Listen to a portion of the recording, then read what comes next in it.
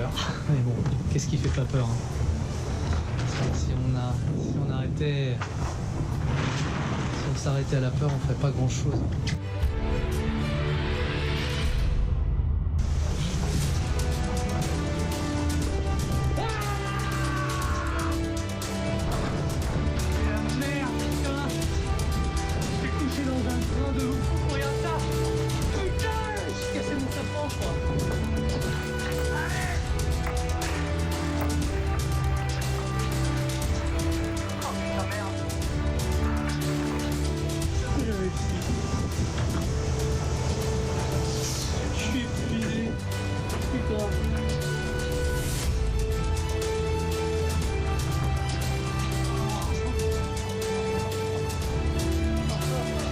Des choses en moi que j'ai construit pour la vie, quoi.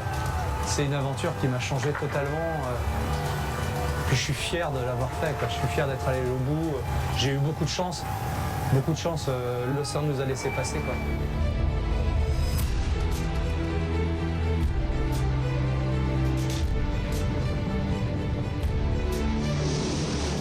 Le Vendée Globe est quelque chose de fou que tout le monde peut faire. Si on a une envie et une volonté farouche. Je suis allé au bout de la peur, je suis allé au bout de la souffrance, je suis allé au bout du bonheur, je suis allé au bout de la félicité, je suis allé au bout de tout.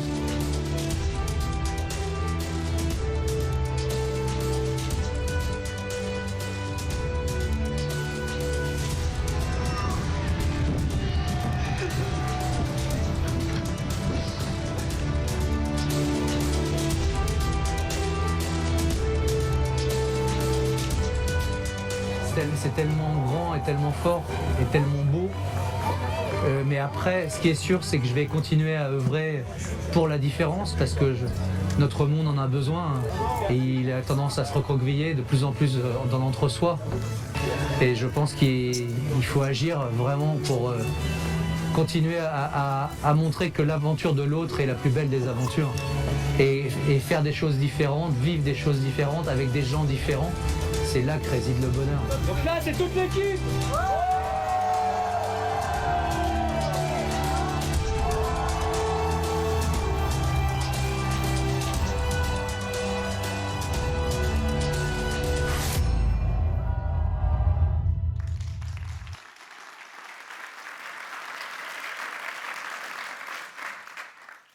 Bonjour à toutes et à tous.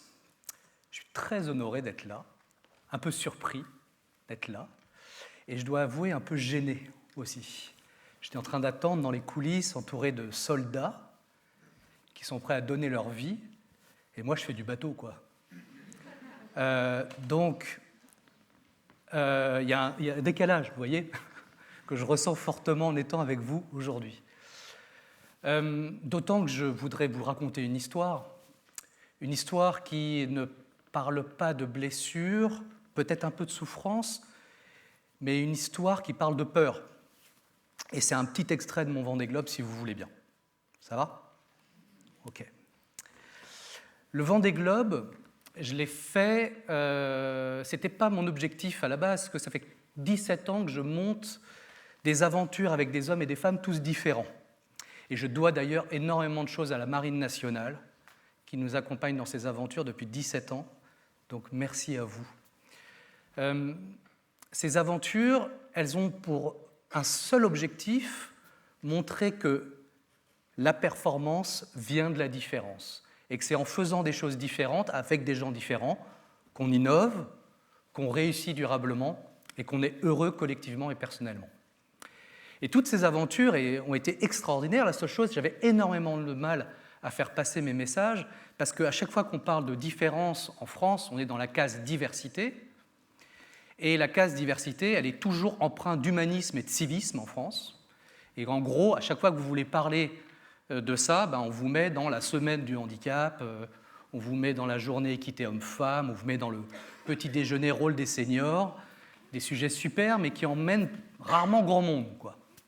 Et donc je me suis dit, mais qu'est-ce que je peux faire de dingue pour que juste je puisse passer ces messages ?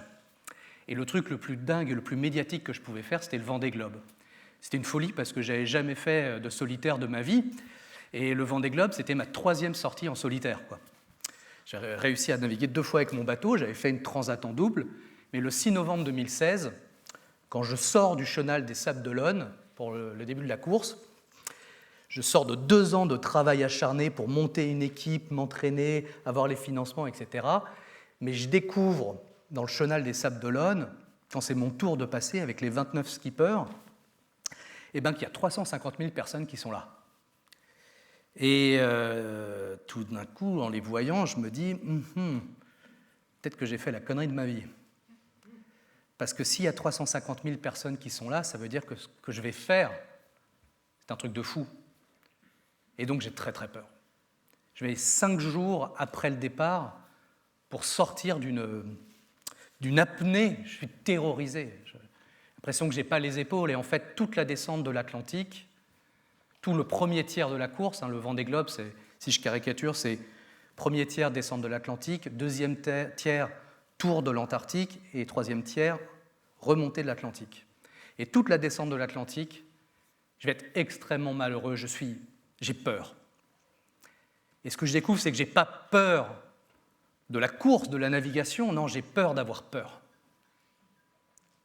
J'appréhende le moment fatidique où il va m'arriver un problème majeur et où je vais être seul à pouvoir le gérer, et j'appréhende le moment où je ne vais pas avoir les épaules. Et ça, c'est terrible, parce que je crois que dans l'Assemblée, là, on est un peu tous pareils. Les moments de peur, ils sont rares dans nos vies. Les vraiment moments de peur où on est dépassé, où c'est la panique.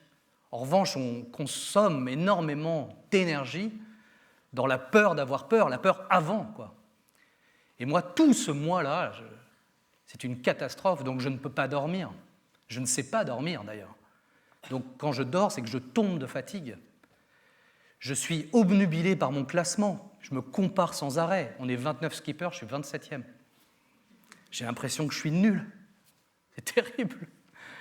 J'en dors pas. À chaque fois, comme je ne dors pas, je suis obligé de réduire la toile parce que le bateau, c'est une planche à voile sans frein, donc ça va à fond les ballons. Vous avez vu sur la vidéo.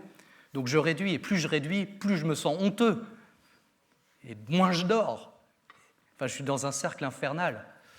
Et je me retrouve plusieurs fois à aller manœuvrer mon bateau. Les bateaux du Vendée Globe, c'est 18 mètres de long, 1 mât 30 mètres, 600 mètres carrés de toile.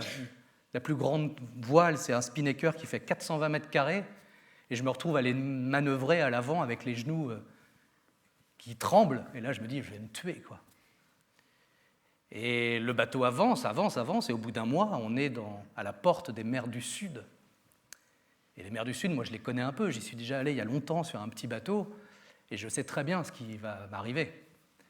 C'est que les mers du Sud, pendant 1 mois, c'est une tempête tous les 3-4 jours, avec des vagues qui font le tour du monde sans aucune terre pour les arrêter. Et moi, je suis dans une planche à voile sans frein. Donc je me dis, Eric, là, si t'es crevé, c'est pas possible. Je passe 3 jours avec mes démons. Là, je pleure plus tous les jours, je pleure toutes les heures. J'appelle mon équipe à terre, et je lui dis, je vais abandonner, j'arrête à Cape Town, parce que à quoi bon? Je vais très bien, mon bateau va très bien, mais je suis tellement mal. Mon équipe va me dire, écoute Eric, tu sais faire. Tu as oublié parce que tu as peur, mais tu sais faire, et personne ne t'aurait laissé partir si tu ne savais pas. Alors moi, ça me fait une belle jambe. Ils me disent ça, vous comprenez, parce que je suis quand même tout seul dans le machin. Mais d'un autre côté, je me dis, c'est vrai.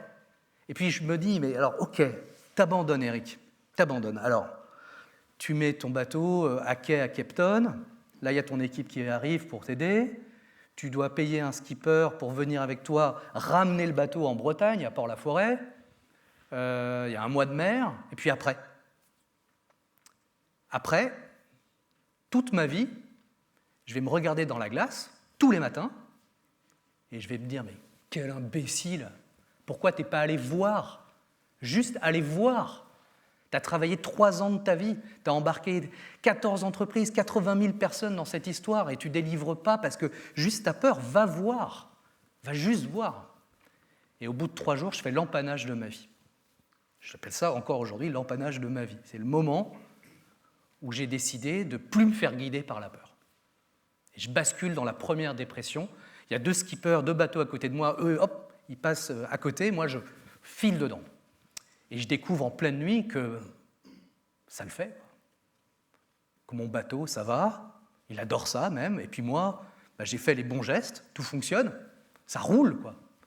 Et donc je commence à foncer, je commence à avoir le sourire, je commence à respirer pour la première fois depuis un mois, et paf, je casse mon safran. 4 jours plus tard. C'est court, hein, 4 jours pour respirer. Donc safran, c'est le gouvernail du bateau. C'est en gros, vous êtes sur l'autoroute à pleine vitesse en moto, et tout d'un coup, la roue avant se barre, quoi. C'est la même chose, hein. Et là, je me dis, mais ok, j'ai jamais fait ça. Enfin, si, j'ai déjà changé. J'ai mis un safran de spare, de secours, au port avec 5 personnes de mon équipe, mais au port. Là, je suis dans l'océan Indien avec 4 mètres de creux. Je suis tout seul. Pendant 8 heures, je vais essayer de sortir le safran cassé. Il faut que je me dépêche parce que j'ai 11 heures. Dans 11 heures, il y a une dépression qui arrive. Et vous savez, les bateaux du Vendée Globe, c'est des bateaux extrêmement rapides parce qu'ils sont légers, c'est des fines couches de carbone. Et ils résistent à la mer parce qu'ils sont rapides, ils vont plus vite que les vagues. Mais ces fines couches de carbone, si vous êtes stoppé dans les vagues, si vous recevez une déferlante qui fait plusieurs tonnes au mètre carré en poinçonnement, les bateaux explosent. Donc si vous êtes stoppé, vous êtes mort. Et donc j'ai 11 heures pour réparer. Donc je scie la mèche abîmée avec mes scies à métaux, elles y passent toutes, les 10, elles sont pétées. Ensuite j'attaque avec ma perceuse, mais avec 4 mètres de creux, les vagues cassent dans le cockpit et je veux absolument préserver mon seul outil électrique, donc j'arrête. Et aujourd'hui, je ne sais pas comment j'ai terminé. Ce que je sais, c'est que pendant 8 heures, des dizaines de fois, je me suis assis par terre en pleurant en disant « c'est mort, ça ne bouge pas d'1 millimètre ». Et puis à chaque fois, je me suis relevé, j'ai bu un coup d'eau, mangé une graine, et puis hop, j'ai continué à taper. Et c'est sorti. Et puis après, miracle, en 3 heures, j'ai juste pu remettre le safran de secours, ce que je pensais pas réalisable, mais ça s'est fait comme ça. À la fin de ces 11 heures, quand je remets le bateau en route, quand la dépression juste arrive, c'est comme dans les films, hein, pile au moment où il fallait, hop, le bateau est en état de course et je repars à 15-20 nœuds à pleine bourre, je prends ma caméra et je filme ce moment où je me dis, mais j'ai réussi mon Vendée Globe, quoi. Je m'en fous ce qui peut arriver maintenant, c'est pas important si je démate, etc. Là, je sais que c'est un succès. Ça peut s'arrêter maintenant, on est à 1/3, c'est pas grave. Je suis allé au-delà de ma peur et j'ai découvert que j'avais en moi des ressources infinies. Parce que ce que je viens de faire, c'est un exploit. Et je m'en sentais absolument pas capable. Et ce que je sais aujourd'hui, mais au plus profond de moi, c'est que nous tous, là, dans la salle, on a tous des ressources en nous infinies, infinies. Le seul truc, c'est qu'il faut accepter de faire quelque chose qu'on n'a jamais fait, aller au-delà de notre peur pour les rencontrer. C'est une grande découverte pour moi. Cette découverte, elle ne s'arrête pas là. Fort de cette confiance nouvelle en moi, je me décide d'accélérer.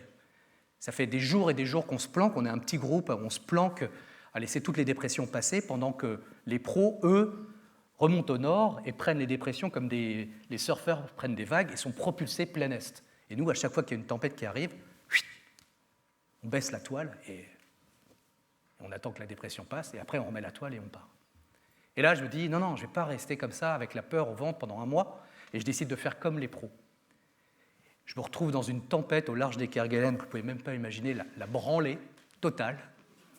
Mais je découvre dans cette tempête énorme que mon bateau aussi, lui, a des ressources infinies.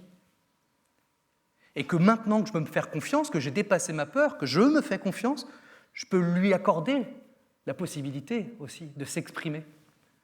Et là, tous les deux, il va se passer quelque chose de magique. C'est qu'on va rentrer dans un état de grâce.